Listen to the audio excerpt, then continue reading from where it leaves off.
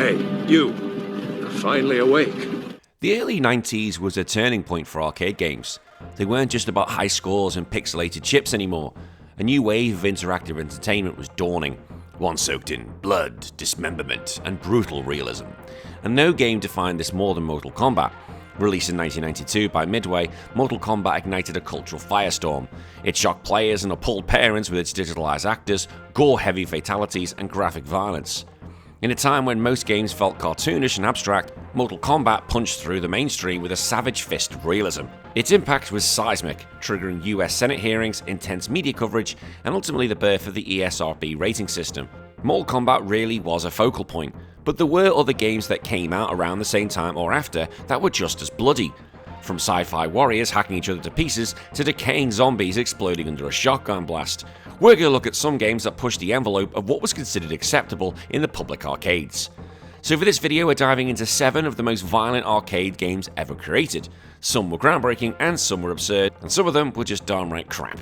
But as always, there are ones I've missed, so let me know in the comments below of what you think of these games and what games I need to talk about. Before we go into the list, if you think I deserve it, please hit that like and subscribe button, it really helps the channel grow.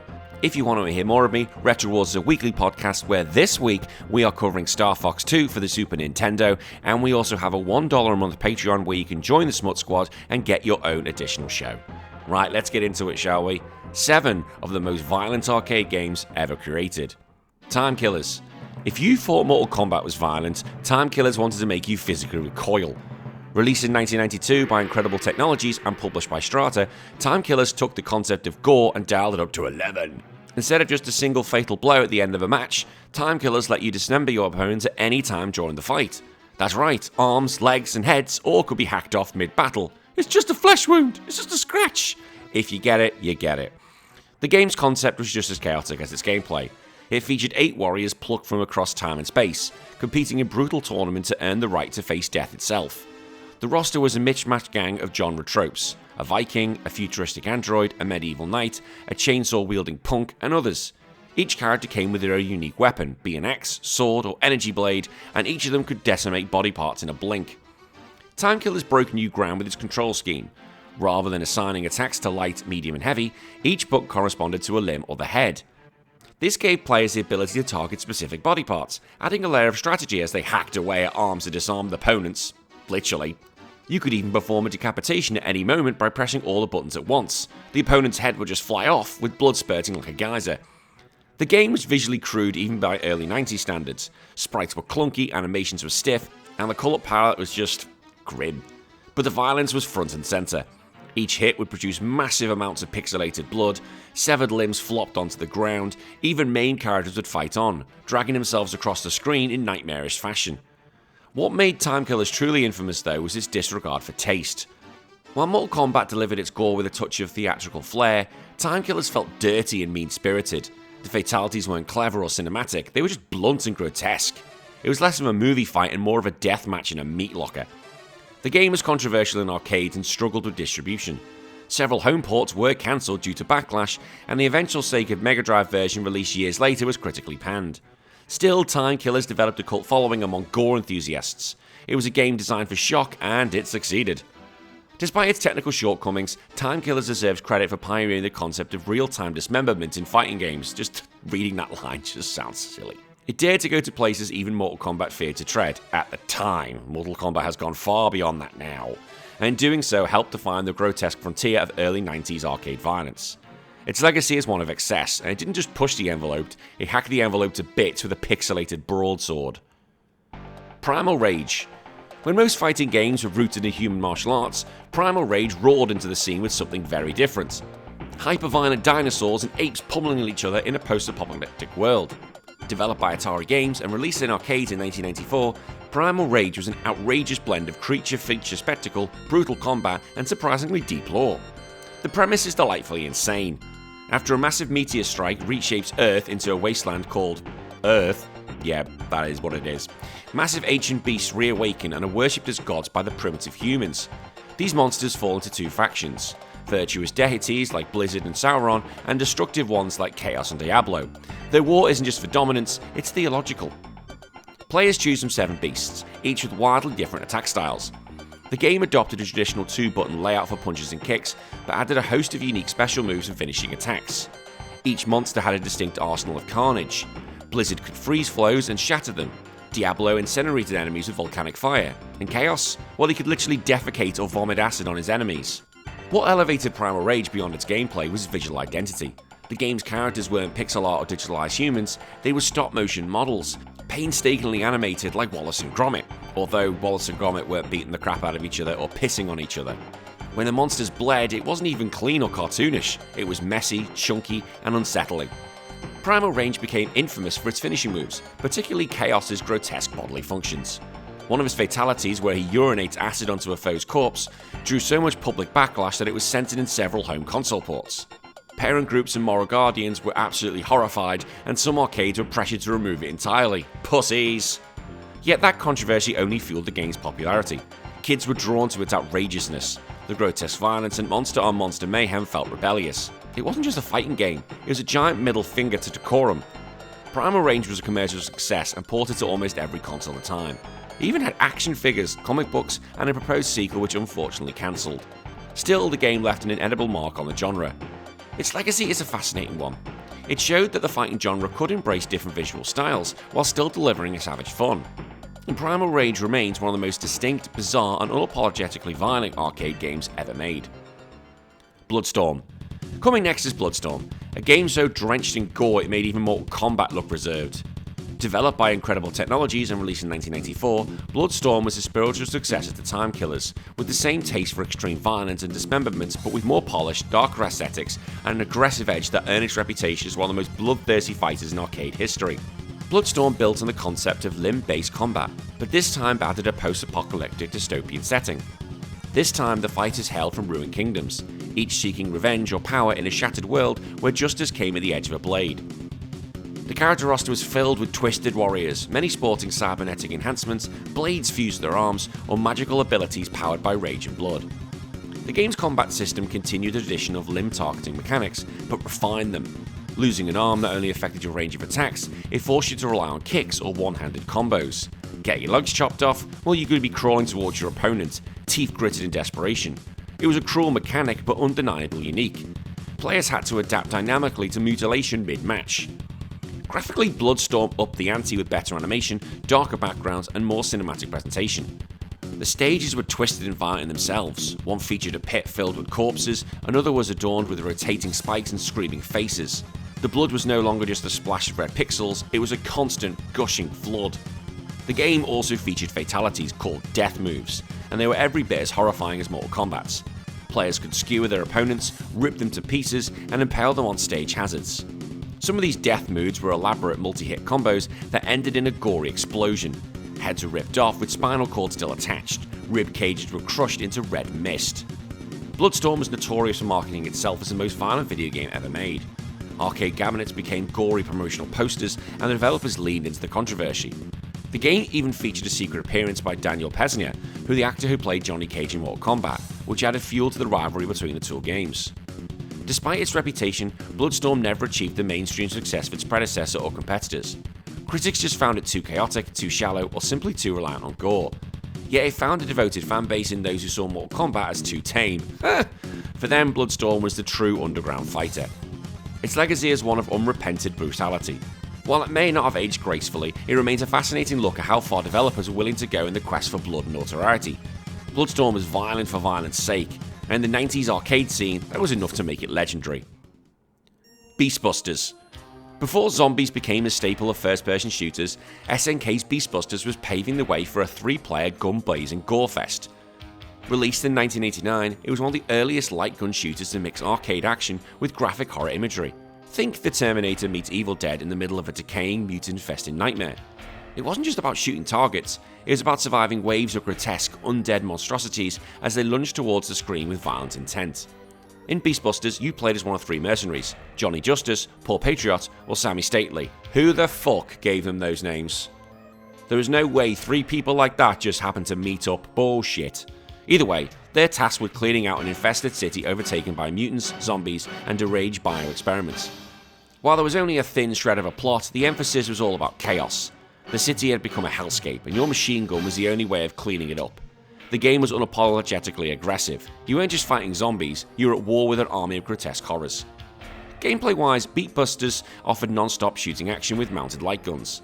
Each player controlled a heavy-duty machine gun with limited ammo and a separate grenade launcher. The screen was constantly flooded with enemies, screaming ghouls, skeletal soldiers, acid-spitting beasts, requiring rapid reflexes and coordinated teamfire. It was an intense, chaotic, and often overwhelming in the best possible way. And what truly set the game apart, however, was its love of excess. Enemies didn't just fall over when you shot them, they exploded into showers of pixelated gore, their limbs flying apart, their faces melting, or their torsos rupturing with invisible intestines. Blood sprayed across the screen, flesh peeled back from skulls, bosses would mutilate mid-fight into even uglier and more violent forms. It was the kind of blood-soaked spectacle that shocked adults and delighted teenage arcade goers. The graphics rooted in the 16-bit era were surprisingly effective in delivering horror. Enemies were largely and vividly grotesque, the backgrounds oozed atmosphere, abandoned military bases, rotting sewers and apocalyptic highways, all drawn with gritty details. Combined with a dark colour palette and flashy lighting effects, it created consistently oppressive and nightmarish tones. You didn't feel safe for even a second. Perhaps the most memorable element of Beastbusters was its boss encounters. These multi-phase fights featuring towering monstrosities like mutant abominations, cybernetic demons, or twitching oversized skulls attached to pulsating tentacles. Each boss exploded in a fountain of guts when defeated. They weren't just clean victories, they were messy, theatrical, and grotesquely satisfying. The violence in Beastbusters wasn't just for show, it was central to the game's identity. Every level ramped up the gore, presenting new enemies with even more exaggerated deaths. It pushed what was acceptable in public arcades at the time, and many parents found it deeply unsettling.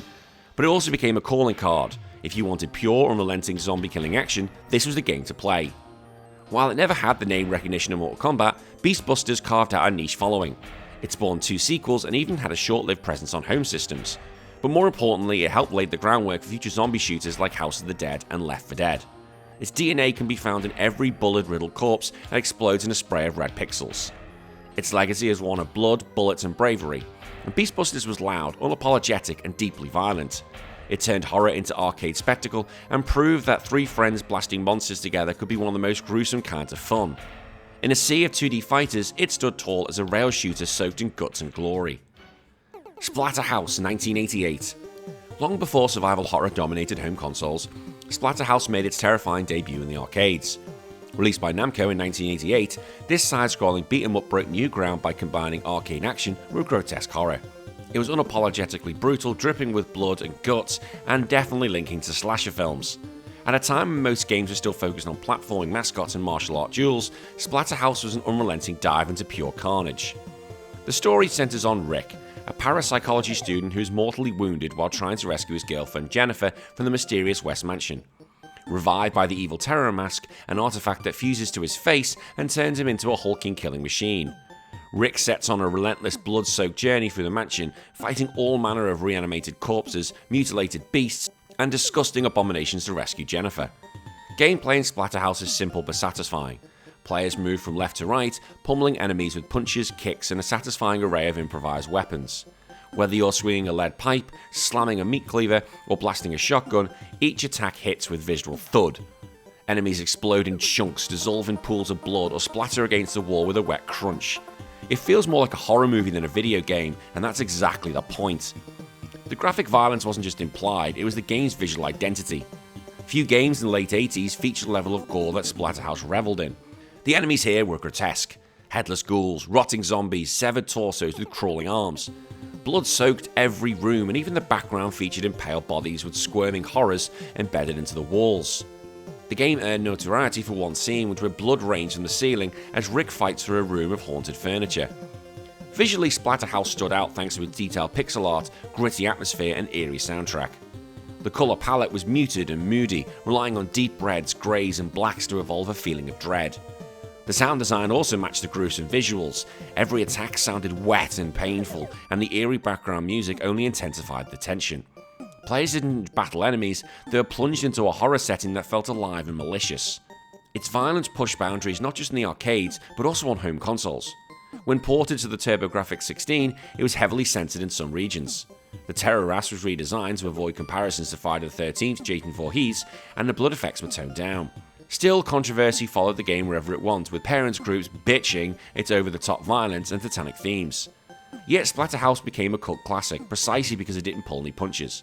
It embraced horror tropes in a way no other game dared at the time, and it was a trailblazer in fusing up beat-em-ups gameplay with survival horror aesthetics, years before Resident Evil and Silent Hill even existed.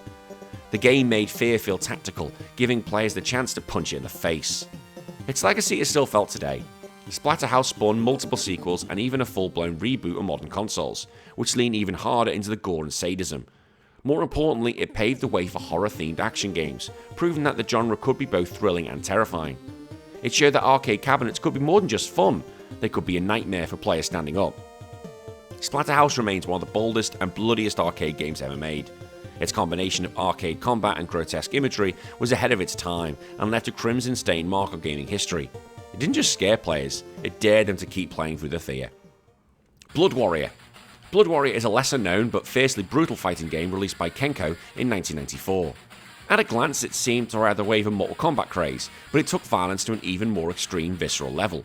With its dark fantasy setting and gruesome character design, Blood Warrior quickly earned a cult following among fans who craved ultraviolet combat with an unforgiving edge. The game's story revolves around a cursed tournament held in a shadowy realm where combatants are all monstrous warriors seeking ultimate power and survival. Sounds like Mortal Kombat. A little bit like Mortal Kombat. Either way, unlike many fighting games with elaborate narratives, Blood Warrior kept its lore minimal but atmospheric, focusing instead on creating a world steeped in horror and bloodshed. Each character had a unique backstory tied to the Dark Realm, from undead knights to savage beasts and tortured spirits. Gameplay combined classic 2D fighting mechanics with brutal finishing moves and emphasis on violent limb attacks. Players could not only perform devastating combos, but also dismember opponents piece by piece. Limbs could be severed in a mid-fight, severely limiting the enemy's combat options. This mechanic forced players to adapt their strategies dynamically, balancing aggression with precision. Graphically, Blood Warrior was unapologetically grim.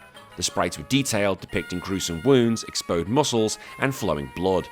The backgrounds echoed the dark fantasy theme, showcasing haunted castles, fiery pits, and fog-covered graveyards.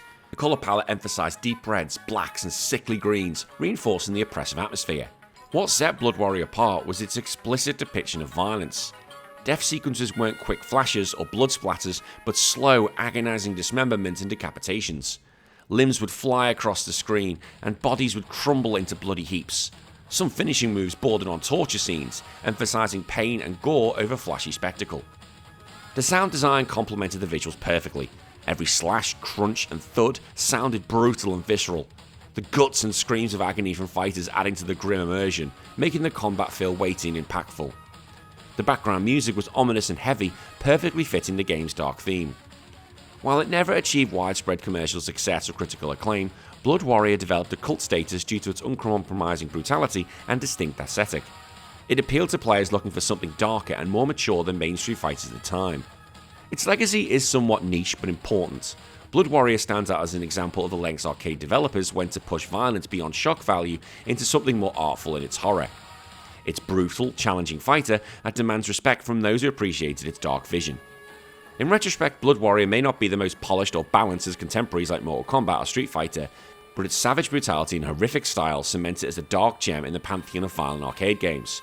It challenged conventions and left a bloody footprint that still intrigues hardcore fans. And finally, House of the Dead 2. House of the Dead 2 is one of the most iconic horror-themed light gun shooters ever made. Released by Sega Arcades in 1998, it built on the success of the original House of the Dead, but pushed violence and gore to new extremes, cementing its place as a cornerstone of the arcade horror gaming. With its relentless onslaught of zombies and grotesque creatures, the game terrified and thrilled players in equal measure. The story picks up several years after the first game, placing players in the shoes of two agents, James Taylor and Gary Stewart. They are sent to investigate a mysterious island overrun with undead creatures and horrific mutants, so Los Angeles. As players fight through the hordes of zombies, they uncover the sinister experiments and dark secrets behind the outbreak, all while battling against time and terrifying boss monsters. Gameplay in House of the Dead 2 is fast, frantic, and brutal. Using mounted light guns or compatible controllers, players shoot waves of zombies, mutant beasts, and giant bosses with precision and speed. The game rewards accuracy and quick reflexes, but it punishes mistakes with deadly attacks that can cost a player their health rapidly. Quick decision making, when to shoot, when to dodge, is crucial for survival. One of the game's signature features is its graphic violence. Zombies explode with showers of blood and gore when shot, with limbs and heads flying across the screen. Some enemies require multiple shots to dismember, adding layers of strategy to combat. The blood's effects are vivid and unrelenting, with pools of chrism accumulating on the floors and walls. This game's bloody imagery has made it a staple of arcade horror. Graphically, House of the Dead 2 was impressive for its time. Yeah, it was absolutely incredible. It used detailed 3D models and environments to create an immersive, nightmarish world. The lighting and particle effects enhance the atmosphere, with flickering lights, dripping blood, and horrible scenery contributing to the tension. The creatures were disturbingly designed, half mutant, half zombie abominations that ooze menace from every pore. The boss battles were especially brutal and memorable. Each boss was a grotesque, oversized nightmare, often involving multi-stage fights that required precision targeting to expose weak points. These encounters were cinematic and intense, often accumulating explosive and gory death animations that left players both exhilarated and horrified. House of the Dead 2 was not just about shock value, it innovated gameplay with branching paths and multiple endings, encouraging replayability. Players had to make split-second choices that affected the story and their survival, increasing the tension and investments.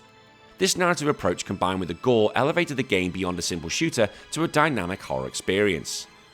The game's violence sparked controversy, with some arcades limiting exposure due to graphic content. However, it also helped popularize the horror genre in arcades and helped pave the way for future shooters like Resident Evil, Dead Aim, and Left 4 Dead.